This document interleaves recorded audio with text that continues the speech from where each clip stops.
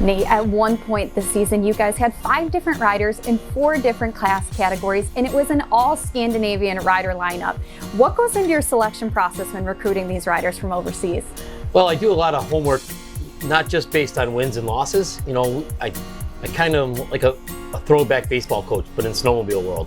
So what I do is I do like their batting average is more impressive than their wins-loss, right? Because I need to know what the actual stat for the guy is. Whether he wins or loses, he could get tangled up in the corner.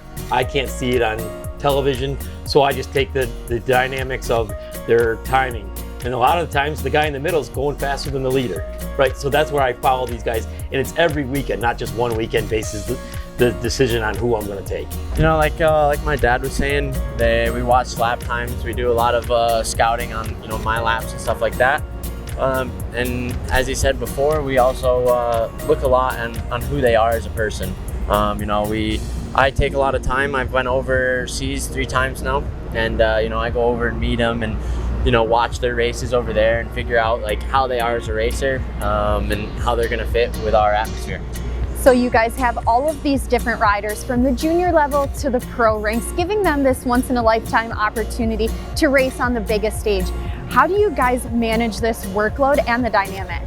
Yeah, we've got a lot of good mechanics on the team. And, you know, everybody has a job to do, and everybody knows their job.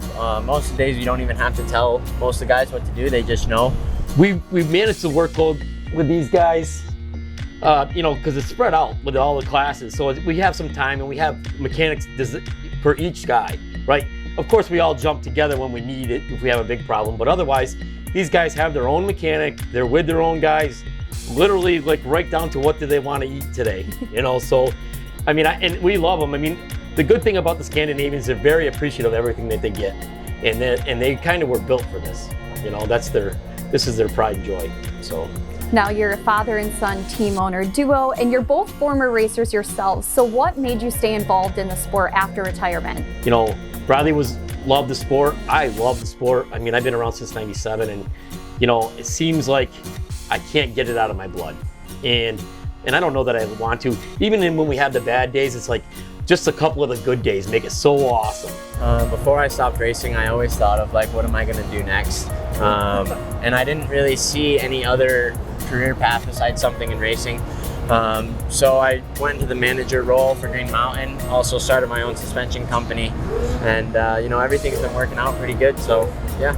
Everybody wants to win, but you know, at the end of the day, as long as we're all working hard together and we put 110% in, whatever comes out, comes out. At the end of the day, we just love the sport. That's the bottom line.